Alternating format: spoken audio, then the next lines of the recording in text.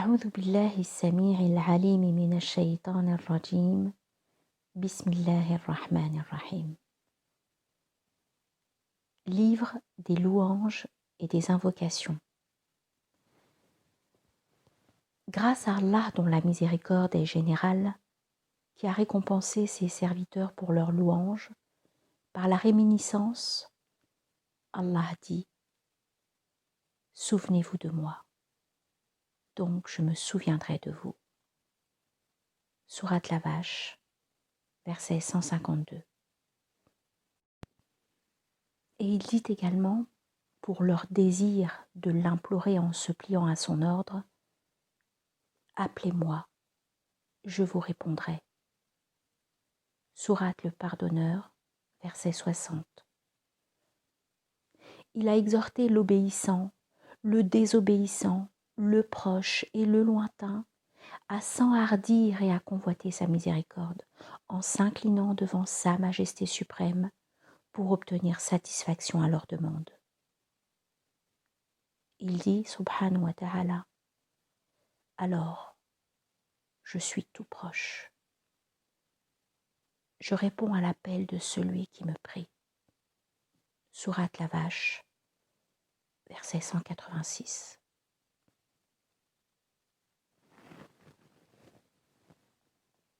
Que la prière d'Allah et son salut soient sur Muhammad, le Seigneur de ses prophètes, alayhi salatu wassalam, sur sa famille et sur ses compagnons qui sont ses meilleurs amis. La lecture du Coran n'est pas mieux que l'imploration d'Allah. Il est indispensable d'expliquer la vertu de l'imploration, en gros et en détail, et les invocations majeures. De même que l'explication de l'invocation, ses conditions et ses éthiques, en rapportant les plus connus qui regroupent tous les buts pulsionnels pour la vie ici-bas et pour l'au-delà, avec les implorations concernant le pardon et la protection. La vertu de l'imploration est expliquée et détaillée dans 5 chapitres. Chapitre 1, la vertu de l'invocation et son intérêt en gros et en détail. Chapitre 2, la vertu de l'imploration et ses éthiques, avec la vertu de l'imploration et la prière sur le messager d'Allah alayhi salatu wassalam. Chapitre 3, les invocations renommées, leur appartenance et leur cause. Chapitre 4, les analectes tirés des invocations réputées. Chapitre 5, les invocations connues lors des événements. Chapitre 1, la vertu de l'invocation et son intérêt en gros et en détail. Les versets suivants montrent la vertu de l'invocation en gros. Souvenez-vous de moi, je me souviendrai de vous. Sourate la Vache, verset 152. Tabet el-Banani, qu'Allah repose son âme en paix, dit « Je sais quand Allah me récompense. » Ils en ont eu peur et ont dit « Comment le sais-tu » Il dit « Lorsque je l'évoque, il me récompense. » Allah le Très-Haut dit « Évoquez Allah d'une façon abondante. » Sourate les Coalisés, verset 41.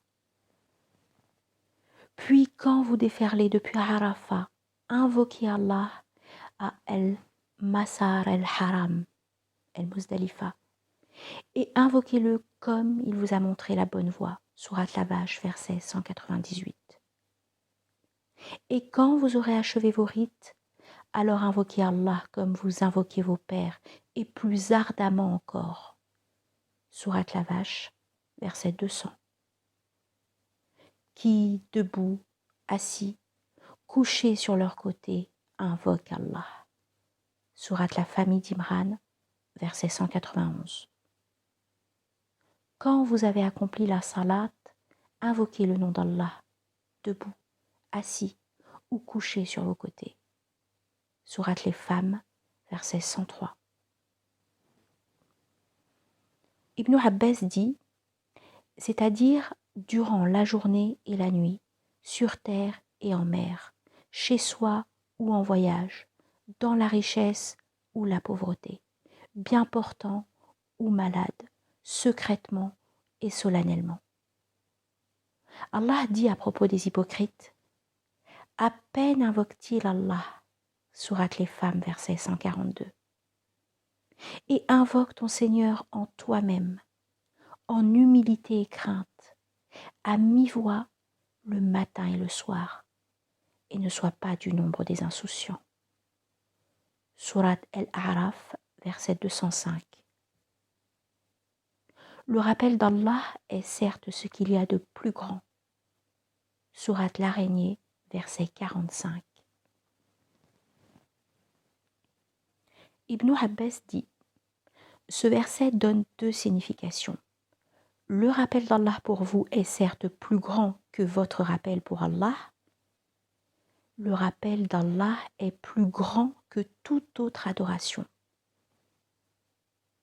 Concernant les récits, le prophète alayhi salatu wassalam dit « Quiconque, parmi les insouciants, évoque Allah est tel un combattant parmi les fuyards. » Et encore, Allah le digne et vénéré dit « Je suis avec mon serviteur tant qu'il m'évoque et que ses lèvres se remuent en invoquant. »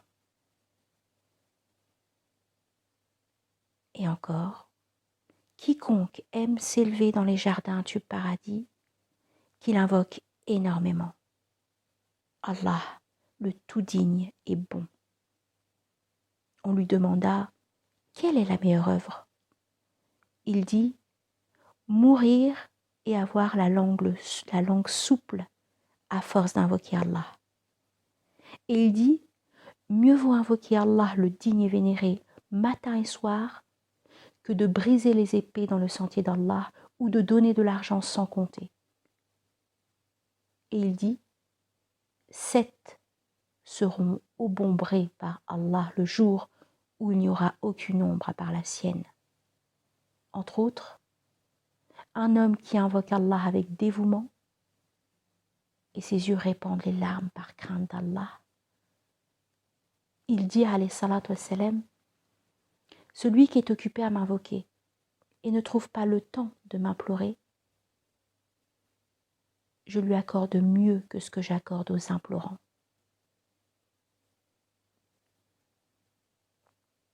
Quant aux traces, El-Fudayl dit, nous avons entendu qu'Allah, le digne et vénéré, dit, ô serviteur, évoque-moi durant 1 heure après la prière du matin et 1 heure après la prière de l'après-midi. Je te protégerai entre les deux. On raconte, toutes les âmes quittent la vie ici-bas, assoiffées, hormis celles qui répétaient les invocations d'Allah, le tout digne et vénéré. Ma'az ibn Jabal, qu'Allah en soit satisfait, dit, les habitants du paradis ne ressentent que la rancœur d'avoir passé 1 heure sans invoquer Allah. Gloire à lui. Et Allah est omniscient. La vertu des cercles de rappel. Le messager d'Allah alayhi salatu wassalam dit, toutefois que des gens se réunissent pour invoquer Allah, les anges les entourent, la miséricorde les enveloppe, et Allah se rappelle d'eux parmi les siens. Toutefois que des gens évoquent Allah, ne cherchant qu'à le satisfaire, quelqu'un les appelle du ciel et dit « Levez-vous, vous avez eu la rémission et vos péchés ont été échangés par de bonnes œuvres. » Toutefois que les gens se réunissent sans invoquer Allah, ni prier sur son prophète alayhi salatu wassalam, leur réunion se trouve pleine de rancœur le jour du jugement dernier. David, alayhi salam, dit « Mon Dieu, si tu me vois dépasser les cercles de rappel pour aller vers les cercles des insouciants, fracture mon pied avant d'arriver chez eux, et c'est là une grâce que tu m'accordes. » On raconte qu'Abu Huraïra, qu'Allah en soit satisfait, est rentré au souk et a dit: je vous vois ici alors qu'on partage l'héritage du prophète alayhi salatu wassalam à la mosquée.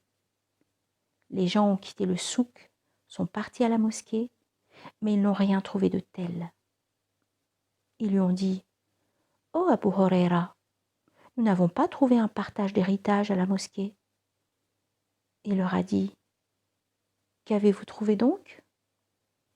Ils ont répondu: nous avons vu des gens lire le Coran et invoquer Allah. Il leur a dit: ceci est l'héritage que le prophète alayhi salatu wassalam a laissé. Al-Hamash raconta, d'après Abu Salih, selon Abu Huraira et Abu Sa'id al-Khadri, que le messager d'Allah alayhi salatu wassalam dit: Allah, le tout digne et vénéré, a des anges qui survolent la terre avec les scribes, qui lorsqu'ils voient des gens invoquer Allah, ils les appellent et disent: venez, ce que vous cherchez est là. Ils les entourent jusqu'à leur arrivée au ciel où Allah dit: qu'avez-vous laissé mes serviteurs en train de faire? Ils disent: nous les avons laissés en train de te glorifier et de te rendre grâce. Allah le Très-Haut dit: m'ont-ils vu? Ils disent: non. Il dit: comment serait-il s'ils me voyaient? Ils disent: s'ils te voyaient, ils te rendraient gloire et grâce plus ardemment. Il leur dit: contre quoi cherchent-ils la protection? Ils disent: contre l'enfer. Il dit: l'ont-ils déjà vu?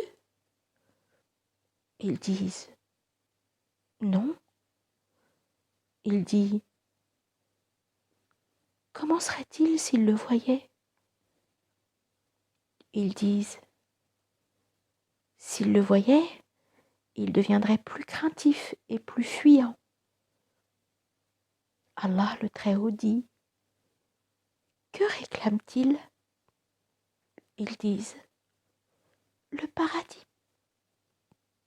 Il dit: l'ont-ils déjà vu? Ils disent: non. Il dit: comment serait-ce s'ils le voyaient? Ils disent: ils en deviendraient plus attachés. Le tout majestueux dit: je vous nomme témoin. Je leur accorde la rémission de leurs péchés. Ils disent: il y avait parmi eux un tel qui était venu pour une affaire. Allah le Très-Haut et digne dit: c'est la totalité. Leur hôte ne sera pas puni. La vertu des louanges.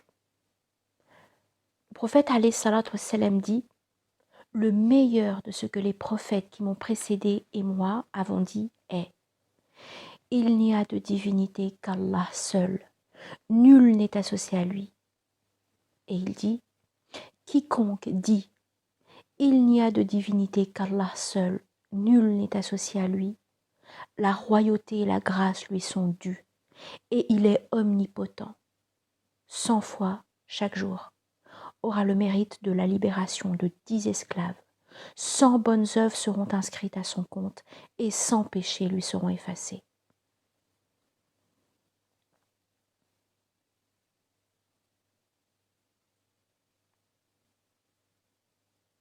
Ce témoignage lui sert d'amulette contre le démon toute la journée, jusqu'au soir, et personne ne peut faire mieux que lui, hormis celui qui fait bien ses ablutions, qui se lève ses yeux vers le ciel et dit: je témoigne qu'il n'y a de divinité qu'Allah seul. Nul n'est associé à lui, et je témoigne que Muhammad est son serviteur et son messager. Les portes du ciel s'ouvrent à lui, et il y rentre par où il veut.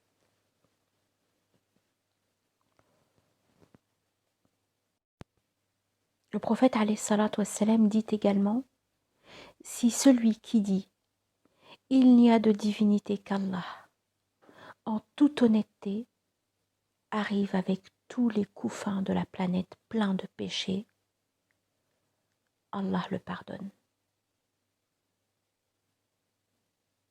De même, il dit à Abu Huraira, « Ô Abu Huraira, inculque le témoignage aux défunts, car il démolit les péchés. » Il dit alayhi salatu wassalam, « Vous rentrerez certes tous au paradis, hormis celui qui refuse et prend la fuite tel un mulet qui s'échappe de ses propriétaires. » On lui dit, « Ô messager d'Allah, qui refuserait de prendre et prendrait la fuite ?» Il dit, « Celui qui ne dit pas, il n'y a de divinité qu'Allah. » Dites beaucoup le témoignage, car ça représente l'unicité d'Allah, la parole de la rédemption, l'expression de la piété, l'appel à la vérité et le prix qu'il faut payer pour rentrer au paradis. Allah le Très-Haut dit, y a-t-il d'autres récompenses pour le bien que le bien? Sourate le Tout Miséricordieux, verset 60.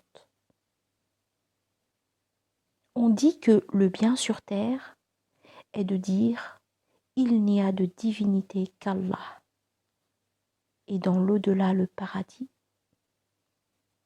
Allah dit « À ceux qui agissent en bien est réservée la meilleure récompense et même davantage. » Sourate Jonas, verset 26. Dans le Sahih et selon Abu Ayyub, le messager d'Allah alayhi salatu wassalam dit « Quiconque dit « Il n'y a de divinité qu'Allah seul, nul n'est associé à lui, la royauté et la grâce lui sont dues, et il est omnipotent, 10 fois, aura le même mérite que celui qui libère 4 esclaves de la descendance d'Ismaïl. »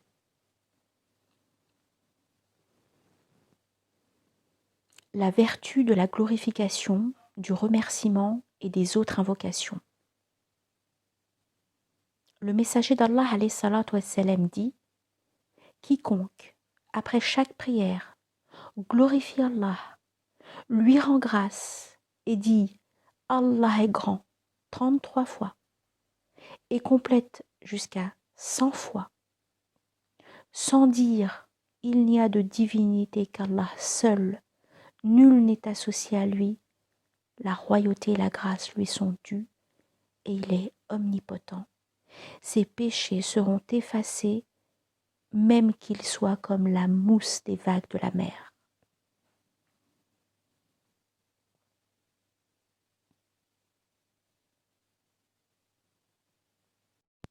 Subhanallah, walhamdulillah, wa la ilaha illallah, wahdahu la sharika lah, lahul mulku wa lahul hamd, wa huwa ala kulli shay'in qadir. Il dit alayhi salatu wassalam, les bonnes œuvres qui restent sont « Il n'y a de divinité qu'Allah, gloire à Allah, grâce à Allah, Allah est grand. » Donc, la ilaha illallah, subhanallah, alhamdulillah, Allahu akbar. Et rien n'est possible sans la volonté d'Allah, aura la rémission de ses péchés, bien qu'il soit comme la mousse des vagues de la mer.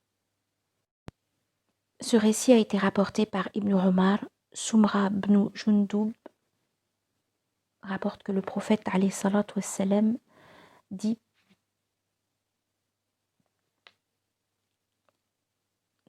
ce récit a été rapporté par Ibn Omar précédemment. Sumra ibn Jundub rapporte que le prophète alayhi salatu wassalam dit « Les paroles qu'Allah aime le plus sont 4. Louange à Allah, alhamdulillah. Grâce à Allah, il n'y a de divinité qu'Allah et Allah est grand. peu importe par où on commence. Abu Malik al-Ash'ari raconte que le prophète alayhi salatu wassalam disait « Les ablutions font partie de la foi. Grâce à Allah remplissent la balance. Gloire à Allah et Allah est grand remplissent l'espace entre le ciel et la terre. La prière est une lumière. L'aumône est une preuve. La patience est une lueur. Le Coran est une preuve pour ou contre toi. Tout le monde se lève de bonne heure et vend son âme et la perd, ou la rachète et la sauve. »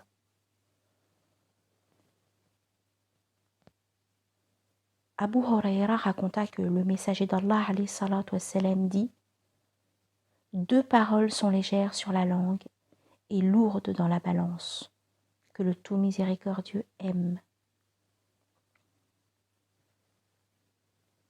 Louange à Allah et grâce à lui. Louange à Allah le glorieux.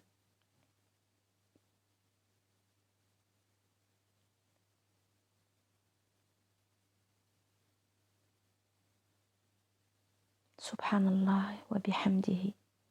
Subhanallah al-azim. Jabir raconte que le messager d'Allah alayhi salatu wassalam dit « Quiconque dit louange à Allah et grâce à lui, un palmier lui est planté au paradis. » Abu Huraira et Abu Sa'id al-Khudri témoignent que le prophète alayhi salatu wassalam dit « Si le serviteur dit « Il n'y a de divinité qu'Allah et Allah est grand », Allah le tout digne et vénéré dit « Mon serviteur dit vrai. Il n'y a de divinité que moi et je suis le plus grand. » Lorsque le serviteur dit « Il n'y a de divinité qu'Allah seul, nul n'est associé à lui », Allah dit « Mon serviteur dit vrai. Il n'y a de divinité que moi seul et nul n'est associé à moi. » Et s'il dit « Il n'y a de divinité qu'Allah et rien ne se fait sans la volonté d'Allah », Allah, louange à lui, dit « Mon serviteur dit vrai. Rien n'est possible sans ma volonté. » Quiconque les dit, lors de la mort, ne sera pas atteint par le feu. Le messager d'Allah alayhi salatu wassalam dit « Ô Abdullah ibn Qays, ne veux-tu pas que je te montre une œuvre qui fait partie des trésors du paradis ?» Il dit « Si. » Il dit « Dis, rien ne se fait sans la volonté d'Allah. Allah le Très-Haut dit « Mon serviteur a embrassé l'islam et s'est remis à moi. » Si vous dites « Pourquoi l'invocation d'Allah est devenue préférable et plus utile que bon nombre d'adorations beaucoup plus dures et beaucoup plus pénibles ?» Sachez que comprendre ceci ne se réalise que par le dévoilement et que la part permise de la science de transaction qui montre que l'utile est d'invoquer Allah sans cesse, avec un cœur présent. Quant à l'invocation par le moyen de la langue, alors que le cœur est distrait, elle a peu de résultats. La présence du cœur en permanence, ou dans la plupart des temps, est primordiale, car elle honore toutes les adorations, et c'est là l'objectif de toutes les adorations pratiques. L'invocation a un début et une fin. Son début nécessite de s'aimer et de se familiariser, mais la fin exige la familiarisation de laquelle l'amour dérive. Il n'est nullement étonnant de voir ceci, car d'habitude, on se rappelle quelqu'un et on l'évoque pendant son absence. De même qu'on évoque ses qualités et on finit par l'aimer. Or, une fois qu'on l'aime, on ne peut plus s'arrêter de l'évoquer. et quiconque aime une chose l'évoque sans cesse. Ceci explique ce que quelqu'un a dit. J'ai enduré pendant 20 ans dans le Coran, puis je me suis réjoui pendant 20 ans. On ne peut se réjouir qu'après avoir pris l'habitude d'endurer en permanence pendant une longue durée pour que la charge devienne une habitude. L'âme se familiarise aux habitudes qu'on lui donne. La charge devient une habitude grâce à la patience. Lorsqu'on prend l'habitude d'invoquer Allah seul, on cesse d'évoquer autre chose, car seule l'invocation d'Allah nous accompagne. Lorsque dans la tombe, on devient sans amis, sans parents et sans argent. Pour cette raison, le messager d'Allah alayhi salatu wassalam dit « L'Esprit Saint m'a inspiré cette idée.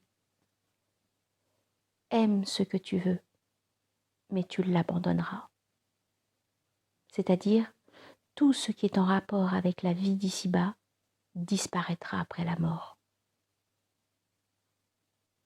Et ce verset, tout ce qui est sur elle doit disparaître.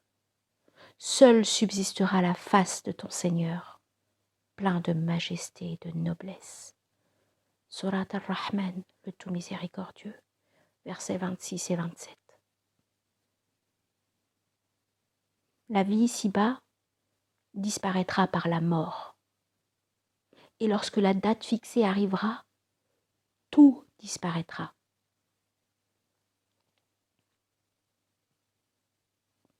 Cette habitude fait plaisir au serviteur après sa mort jusqu'à ce qu'il rejoigne Allah, le tout vénéré et bon, et évolue du stade de l'invocation au stade de la rencontre.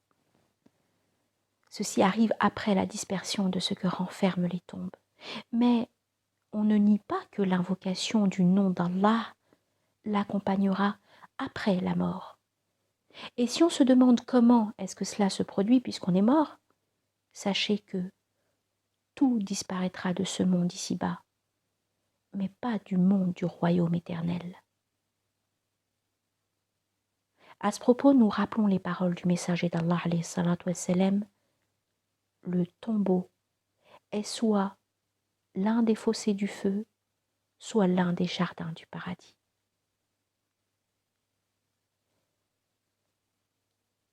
Et encore, les âmes des martyrs résident dans les jabots d'oiseaux verts accrochés sous le trône.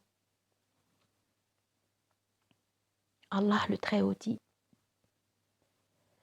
ne pense pas que ceux qui ont été tués dans le sentier d'Allah soient morts.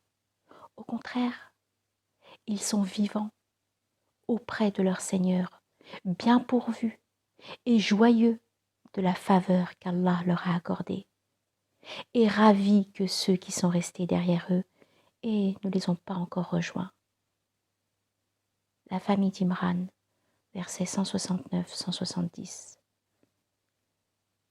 À cause de l'honneur de l'évocation d'Allah, le degré du témoignage est devenu haut, car ce qui est recherché est la fin, et celle-ci signifie dire adieu à la vie ici-bas et venir vers Allah tout en étant occupé par lui. Lorsqu'un serviteur arrive à être pris entièrement par le souci de rencontrer Allah, il ne peut mourir sur cet état que dans les rangs des guerriers, et ce sacrifice manifeste son dévouement à Allah, car il coupe toutes les relations avec sa famille, ses parents et ses enfants. Pour cette raison, mourir en martyr est devenu grand et plein de mérites et de vertus, à condition de ne rechercher autre chose que l'amour d'Allah, et non pas l'argent ou la renommée. À propos de cet état, Allah s'est exprimé en disant : certes, Allah a acheté des croyants, leurs personnes et leurs biens, en échange du paradis. Sourate le Repentir, verset 111. Les martyrs sont ceux qui vendent la vie ici-bas en échange du paradis.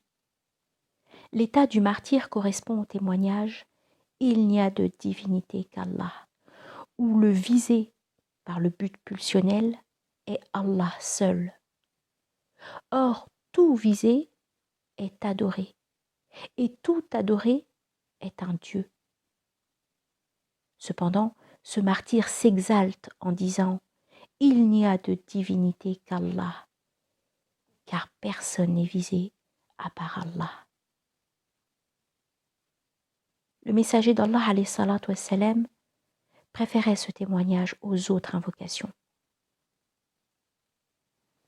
Enfin, nous implorons Allah de nous garder dans le groupe de ce témoignage, en corps et en âme, secrètement et solennellement, pour quitter ce monde sans regret et désireux de rencontrer Allah. Quiconque désire rencontrer Allah, Allah de son côté aimerait le rencontrer. Ce qui a précédé n'est qu'une vue symbolique des significations des invocations, à laquelle on ne peut rien ajouter dans la science du traitement.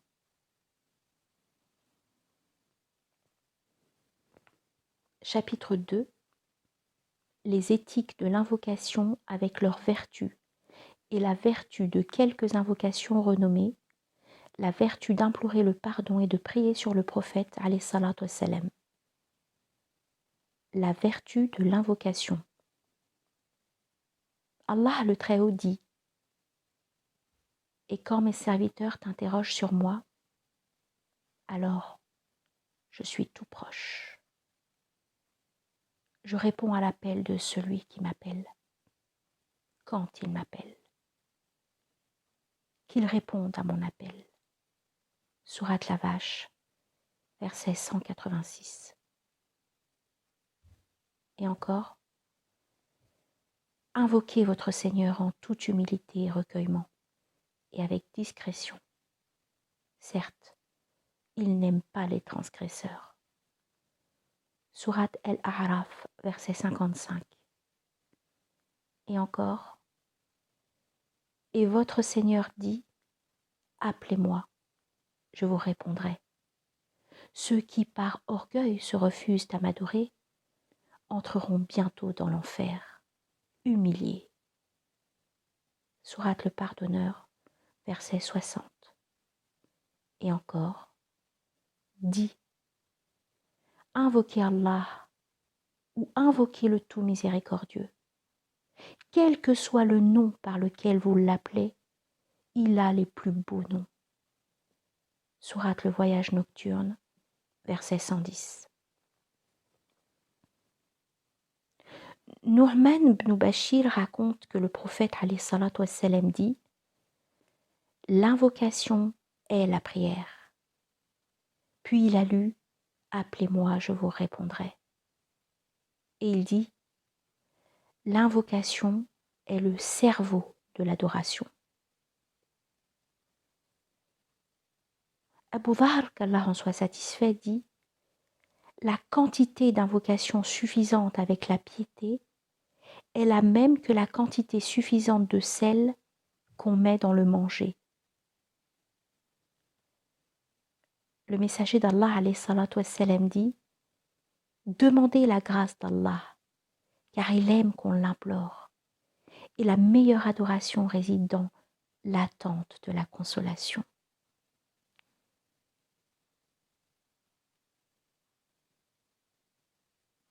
Les éthiques de l'invocation sont 10. Premièrement, le serviteur doit attendre les bons moments pour invoquer Allah, comme le jour de Arafat dans l'année, Ramadan dans les mois, le vendredi dans la semaine et vers l'aurore dans la nuit. Allah, le très digne et haut, dit « Et aux dernières heures de la nuit, ils imploraient le pardon d'Allah. » Sourate qui éparpille, verset 18. On dit que Jacob alayhi salam dit « J'implorerai pour vous le pardon de mon Seigneur. » Sourate Joseph, verset 98. Pour implorer au moment de l'aurore, on dit qu'il s'est levé à l'aurore pour invoquer Allah et ses enfants priaient derrière lui. Allah leur a révélé qu'il leur accordait le pardon et en faisait des prophètes. Deuxièmement, le serviteur doit profiter des occasions nobles. Abu Huraira, qu'Allah en soit satisfait, dit « Les portes du ciel s'ouvrent lorsque les rangs avancent dans le sentier d'Allah, lorsque la pluie tombe et au moment de la célébration des prières prescrites. Profitez-en pour invoquer Allah. »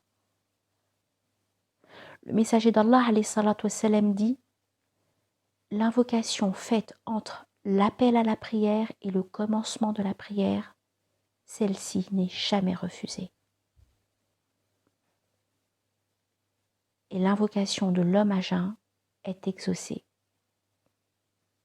En réalité, l'honneur des moments correspond à l'honneur des états. L'heure de l'aurore est une heure de sérénité pour le cœur, où ce dernier se trouve sans souci et sans scrupule. Le jour de Arafat et le vendredi sont les 2 jours où les cœurs coopèrent pour attirer la miséricorde d'Allah. Ibn Abbas, qu'Allah en soit satisfait, dit « Le messager d'Allah alayhi salatu wassalam dit « J'ai été interdit de lire le Coran à genoux en me prosternant. Lorsque vous êtes à genoux, rendez gloire à Allah. Et lorsque vous vous prosternez, invoquez Allah au maximum, et certes, vous serez exaucé. »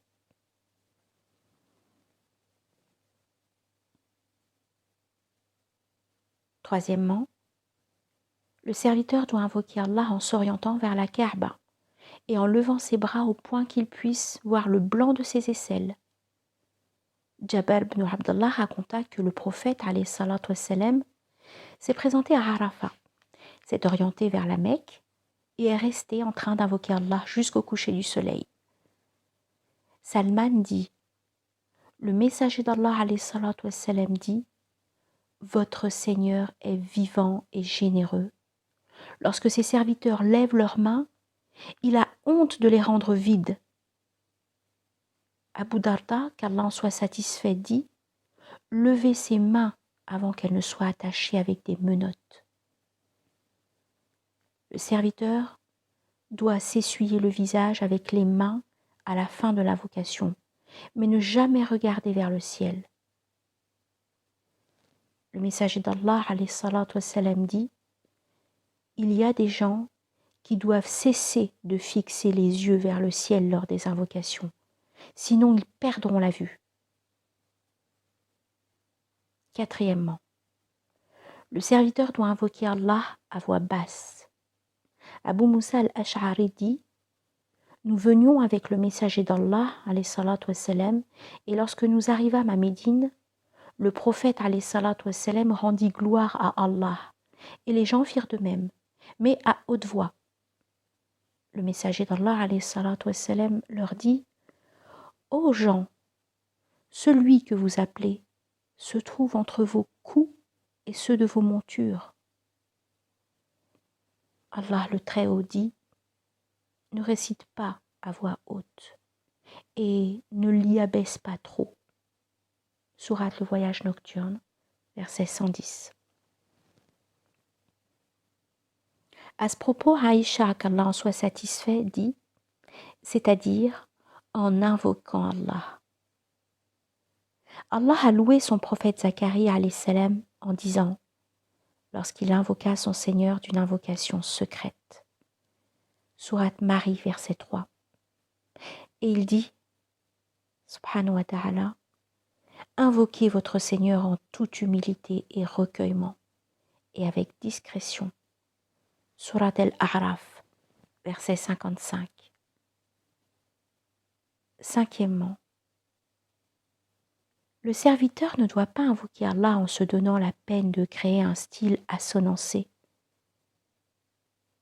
Le messager d'Allah, alayhi salatu wassalam, dit « Il y aura des gens qui transgressent dans les invocations. » Allah le Très-Haut dit « Invoquez votre Seigneur en toute humilité et recueillement et avec discrétion. Certes, il n'aime pas les transgresseurs. Surat Al-A'raf, verset 55. On dit que ça signifie l'assonance. Il est préférable de ne pas aller au-delà des invocations réputées car il est possible qu'on aille à l'encontre de ce qu'exige son intérêt, du fait qu'il n'est pas donné à tout le monde de bien invoquer. Pour ceci, Ma'az, qu'Allah en soit satisfait, dit « On a besoin des ulama au paradis parce qu'on dit aux habitants du paradis « Qu'est-ce que vous souhaitez ?» Et ils ne savent pas quoi souhaiter et ont besoin des ulama pour les guider. Le messager d'Allah alayhi salatu wassalam dit « N'utilisez surtout pas l'assonance dans l'invocation. Il vous suffit de dire « Allah, je te demande de m'accorder une place au paradis et tout ce qui s'y approche comme parole et acte. Je cherche protection auprès de toi contre le feu et tout ce qui s'y approche comme parole et acte. » Quelqu'un dit « Appelez Allah avec humilité et non avec éloquence. » Sachez que le style assonancé signifie un choix de mots employés dans des phrases alambiquées et ceci ne convient pas à l'imploration et à l'humilité. Dans les invocations réputées que le messager d'Allah alayhi salatu wassalam employait, il y a des mots équilibrés, mais pas choisis. Je te demande la paix le jour du jugement dernier, le paradis dans l'éternité avec les rapprochés, les martyrs, les agenouillés, les prosternés et ceux qui tiennent leurs engagements. Tu es miséricordieux, aimable, et tu fais ce que tu veux. Sixièmement, l'imploration, l'humilité, le désir et la crainte. Allah le Très-Haut dit « Il concourait au bien et nous invoquait par amour et pure crainte. » Sourate les Prophètes, verset 90. Et encore, invoquez votre Seigneur en toute humilité et recueillement et avec discrétion. Sourate Al-A'raf, verset 55. Le messager d'Allah alayhi salatu wassalam dit « Lorsqu'Allah aime un serviteur, il l'expose à un malheur pour entendre ses implorations. »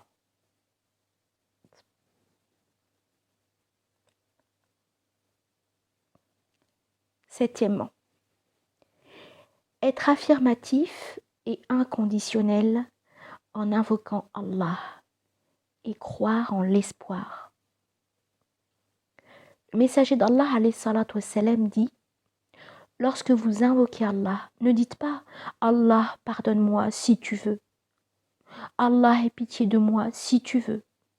Soyez affirmatif, car personne ne peut forcer Allah.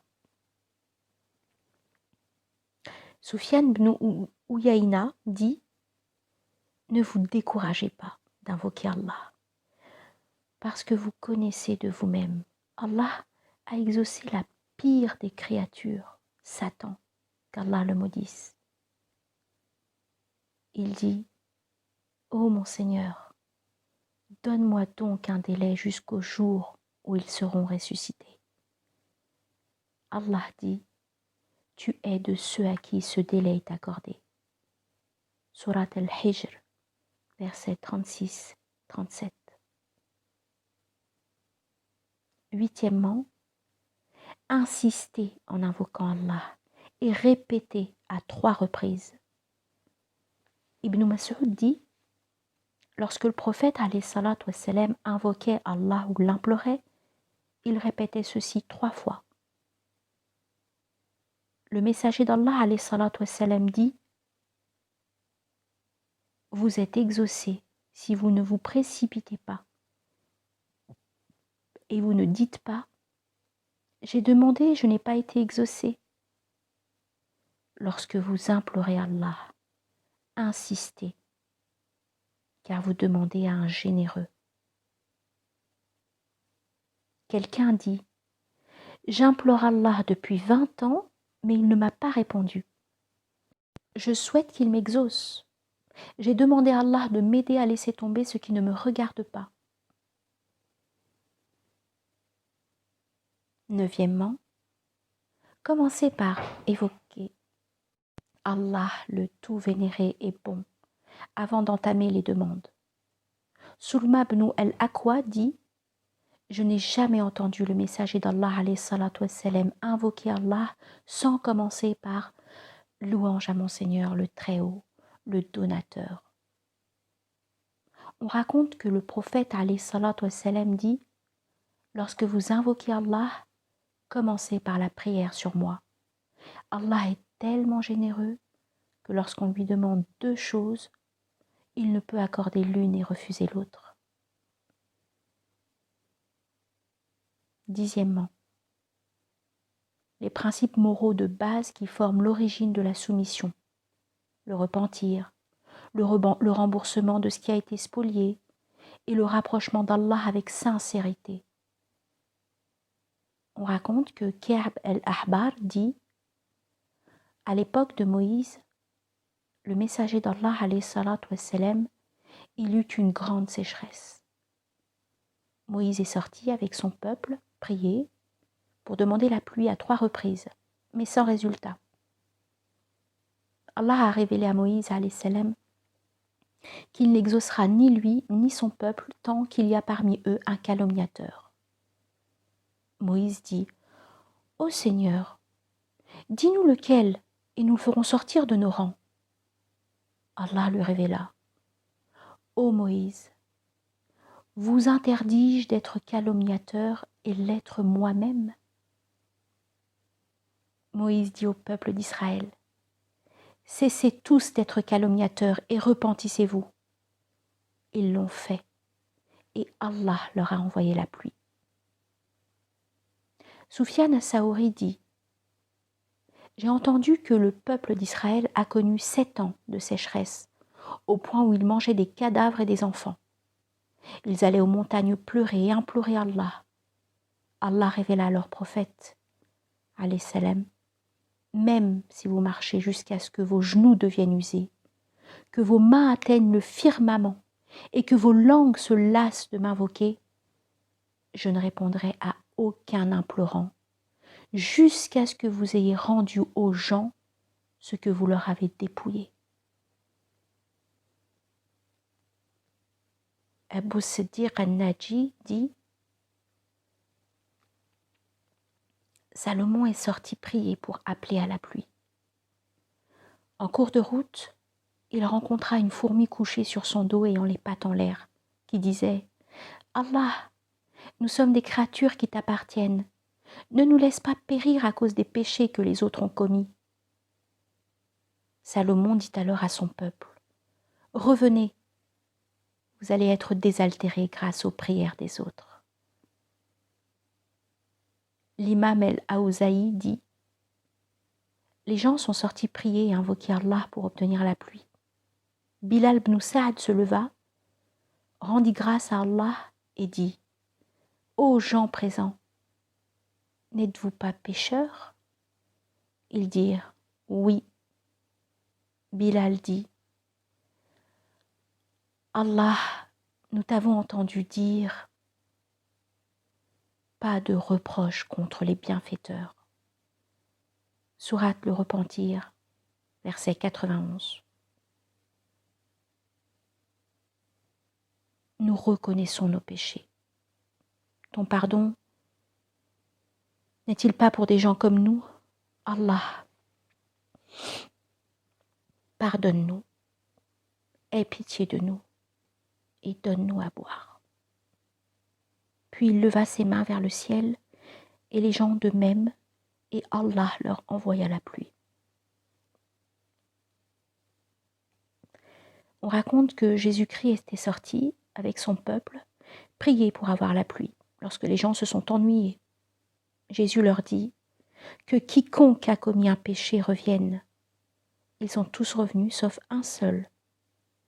Et Jésus lui dit: n'as-tu commis aucun péché? L'homme dit: je ne sais rien, sauf qu'un jour, et pendant que je priais, une femme est passée et je l'ai regardée. Lorsqu'elle m'a dépassée, j'ai enfoncé mon doigt dans mon œil. Je l'ai arraché et je lui ai dit de la suivre. Jésus lui dit, invoque ton Seigneur pour que j'en sois sûr. L'homme invoqua Allah. Le ciel s'est couvert de nuages et la pluie est tombée. Yahya el-Ghassani dit, une grande sécheresse a sévi à l'époque de David alayhi salam. Et on a choisi 3 des leurs savants pour invoquer Allah pour leur donner la pluie. Le premier dit, Allah, tu as fait descendre dans ta Bible qu'il faut qu'on pardonne à ceux qui nous ont offensés. Et nous nous sommes offensés. Pardonne-nous. Le deuxième dit, tu as fait descendre dans ta Bible qu'il faut qu'on libère nos esclaves. Allah, nous sommes tes esclaves. Libère-nous. Le troisième dit, tu as fait descendre dans ta Bible qu'il ne faut pas qu'on refoule les pauvres les mains vides quand ils se postent devant nos portes. Nous sommes tes pauvres, nous nous sommes tenus devant ta porte. Ne rejette pas notre imploration. Et la pluie est tombée. Ibn al-Mubarak dit, je suis venu à Médine dans une année de grande sécheresse. Je suis sorti avec les gens pour implorer Allah de nous donner la pluie. Un gamin noir portant 2 morceaux de chanvre, l'un sur les épaules et l'autre couvrant sa nudité, s'est assis près de moi, et je l'ai entendu dire, « Seigneur, la multitude de péchés cache les visages, et pour cela tu nous démunis de l'eau. Je t'implore, ô patient, duquel les serviteurs ne connaissent que la bonté, de nous donner de l'eau tout de suite. » Immédiatement le ciel s'est couvert de nuages et il se mit à pleuvoir. Ibn al-Mubarak dit, je suis venu chez le Fudayl qui me dit, pourquoi es-tu triste? Il y a une chose à laquelle d'autres nous ont précédés et je lui ai raconté ce qui s'est passé. El Fudayl a lancé un cri et s'est évanoui. La vertu de la prière sur le prophète et son mérite, alayhi salatu wassalam. Allah le Très-Haut dit, certes, Allah et ses anges prient sur le prophète. Ô vous qui croyez, priez sur lui et adressez-lui vos salutations. Sourate les Coalisés, verset 56. On raconte que le messager d'Allah, alayhi salatu wassalam, vint un jour tout gai et dit, l'ange Gabriel est descendu me dire, n'accepterais-tu pas, ô Mohammed, que toutefois que quelqu'un de ton peuple prie sur toi une fois, je prierai sur lui 10 fois, et que toutefois qu'il t'adresse une salutation, je lui en adresserai 10. Et il dit, alayhi salatu wassalam, quiconque prie sur moi, les anges prieront sur lui autant que sa prière sur moi, et ainsi, il a le choix de multiplier les prières ou de les diminuer. Les gens les plus rapprochés de moi sont ceux qui prient le plus sur moi. Priez beaucoup sur moi le vendredi. Lorsque quelqu'un entend l'appel à la prière, qu'il dise « Allah, ô Seigneur de cette parfaite vocation et de cette prière présente, prie sur Muhammad, ton serviteur et ton messager. Donne-lui le moyen, la vertu, le degré élevé et la protection le jour du jugement dernier. Ma protection pour lui devient licite. » Il dit encore, « Sur terre, il y a des anges qui me font parvenir les salutations de ma nation. » On lui dit, « Ô messager d'Allah, comment prie-t-on sur toi ?» Il dit, « Allah prie sur Muhammad, ton serviteur, sur sa famille, ses femmes et sa descendance, comme tu as prié sur Abraham et sa famille. Bénis Muhammad, ses femmes et sa descendance, comme tu as béni Abraham et sa famille. Tu es digne de grâce et de gloire. On raconte qu'on a entendu Omar ibn al-Khattab, qu'Allah en soit satisfait, pleurer et dire après la mort du prophète, alayhi salatu wassalam, ô messager d'Allah, je te rachète par mon père et ma mère. Tu as atteint un degré où le Très-Haut a fait de l'obéissance des gens à tes ordres une obéissance à lui. Et il récita ce verset. Quiconque obéit au messager obéit certainement à Allah. Sourate les femmes, verset 80. Je te rachète par mon père et ma mère. Tu es si vertueux auprès d'Allah qu'il a mentionné qu'il te pardonne avant de mentionner tes délits. Qu'Allah te pardonne. Pourquoi leur as-tu donné permission? Sourate le repentir, verset 43. Il t'a pardonné et t'a envoyé le dernier des prophètes, mais il t'a mentionné au premier rang en disant « Lorsque nous prîmes des prophètes leur engagement, de même que de toi, de Noé, d'Abraham. » Sourate les coalisés, verset 7. Je te rachète par mon père et ma mère. Tu es tellement vertueux auprès d'Allah que les habitants de l'enfer, qui subissent les châtiments du feu, souhaiteraient t'avoir obéi et diraient « Ah, si on avait obéi à Allah et à son prophète. Je te rachète par mon père et ma mère, ô messager d'Allah. Si Allah a donné à Moïse, fils d'Imran, une pierre de laquelle afflue l'eau des rivières, ce n'est pas plus étonnant que tes doigts qui ont fait jaillir l'eau. » On raconte qu'Aboul Hassan dit « J'ai vu le prophète alayhi salatu wassalam dans mon rêve et je lui ai dit « Ô messager d'Allah, quelle a été la récompense de Shafi'i pour avoir écrit dans son livre la lettre qu'Allah prie sur Muhammad toutefois qu'il est mentionné ou oublié par les insouciants ?» Le prophète alayhi salatu wassalam dit « Sa récompense sera de ne pas être jugé le jour du jugement dernier. » La vertu de l'imploration du pardon. Allah le très digne dit « Et pour ceux qui, s'ils ont commis quelque turpitude ou causé quelque préjudice à leurs propres âmes en désobéissant à Allah, se souviennent d'Allah et demandent pardon pour leurs péchés. » Sourate la famille d'Imran, verset 135. Selon Abdullah ibn Mas'ud, Al-Kama et Al-Aswad dirent « Il y a 2 versets dans le Coran que, si le serviteur commet un péché, qu'il les lise et demande pardon à Allah, et il sera pardonné. Quiconque agit mal ou fait du tort à lui-même, puis aussitôt implore Allah le pardon, trouvera Allah pardonneur et miséricordieux. » Sourate les femmes, verset 110. Et l'autre verset, Allah, alors, par la louange, célèbre la gloire de ton Seigneur et implore son pardon, car c'est lui, le grand accueillant au repentir. Sourate le secours, verset 3. Et encore. Et ceux qui implorent pardon juste avant l'aube. Sourate la famille d'Imran, verset 17.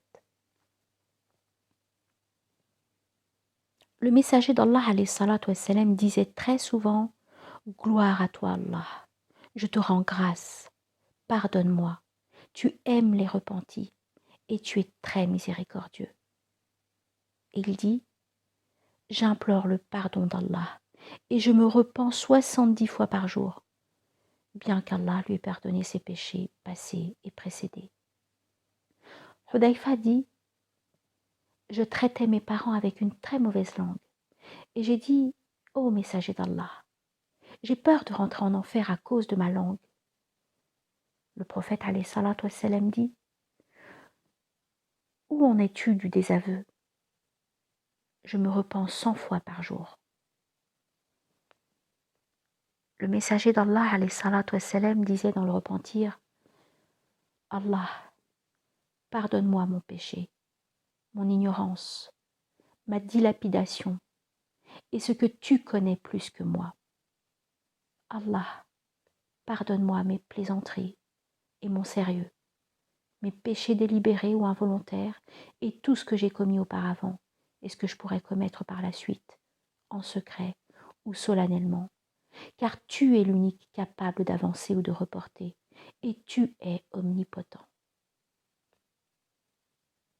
Abu Huraira dit que le prophète alayhi salatu wassalam dit « Si le serviteur commet un délit, puis fait ses ablutions comme il faut, fait 2 agenouillements et demande pardon à Allah, le tout vénéré, sera pardonné. » Puis il a lu le verset « Et pour ceux qui, s'ils ont commis quelque turpitude, ont causé ou causé quelque préjudice à leurs propres âmes. » Sourate la famille d'Imran, verset 135.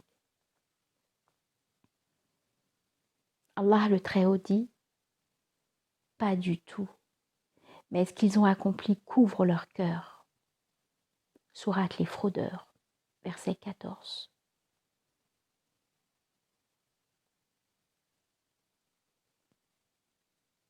Abu Huraira dit après les dires du messager d'Allah alayhi salatu wassalam, Allah, louange à lui, élève le degré du serviteur au paradis. Et le serviteur dit, Seigneur, comment ai-je eu ce degré? Allah dit, c'est grâce à l'imploration du pardon que ton enfant a faite pour toi. Le messager d'Allah alayhi salatu wassalam dit, si le serviteur commet un péché et dit, Allah, pardonne-moi, Allah le tout digne et bon dit, mon serviteur a commis un délit. Il sait qu'il a un Seigneur qui punit et pardonne. Mon serviteur, je t'ai pardonné, fais ce que tu veux. Il dit encore, alayhi salatu wassalam, un homme n'avait jamais rien fait de bien. Il regarda le ciel et dit, j'ai un Seigneur. Seigneur, pardonne-moi. Allah dit, je t'ai pardonné. Alayhi salatu wassalam dit encore, quiconque commet un péché, sait qu'Allah en est au courant, est pardonné sans même demander pardon.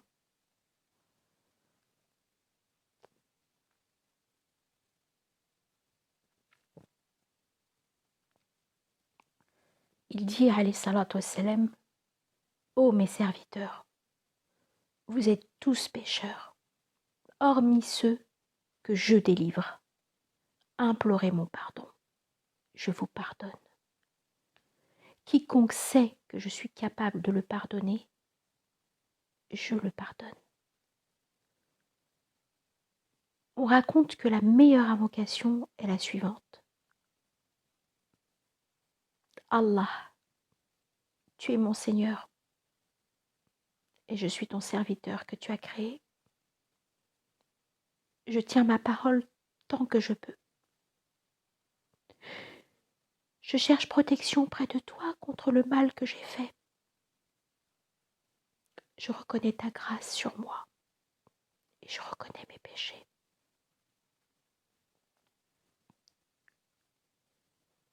J'ai fait du tort à mon âme. Pardonne mes péchés commis et ceux à venir. Personne n'efface tous les péchés à part toi.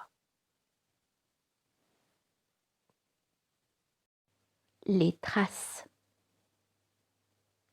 Khaled ibn Mahden dit, Allah, louange à lui, dit, les serviteurs que j'aime le plus sont ceux qui s'aiment entre eux comme je les aime, ceux dont les cœurs sont attachés aux mosquées, ceux qui implorent le pardon avant l'aube, et ceux qui, lorsque je décide de punir les habitants de la terre, je me souviens d'eux et je les dispense de la punition. Qatada dit: le Coran vous montre vos maladies et les remèdes. Vos maladies sont vos péchés et vos remèdes sont vos invocations pour le pardon.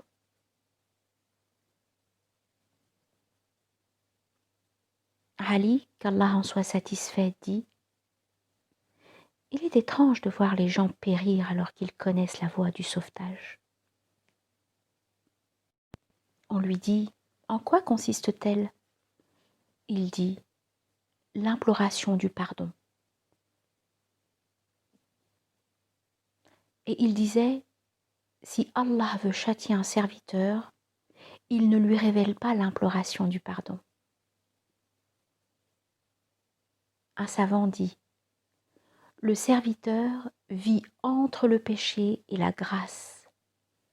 Rendre grâce et implorer le pardon peuvent les concilier.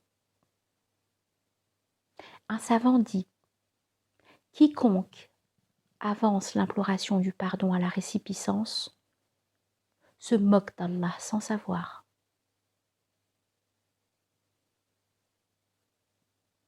Abdullah ibn al-Waraq dit: si vos péchés sont plus nombreux que le nombre des gouttes d'eau et la mousse que résulte de la masse des flots, ils seront effacés lorsque vous récitez cette invocation avec sincérité. Allah, j'implore ton pardon pour tout délit abandonné, puis commis à nouveau. Je te demande de me pardonner tout ce que je t'ai promis sans tenir ma promesse, et de tout ce que j'ai voué à toi, puis je l'ai fait partager avec d'autres.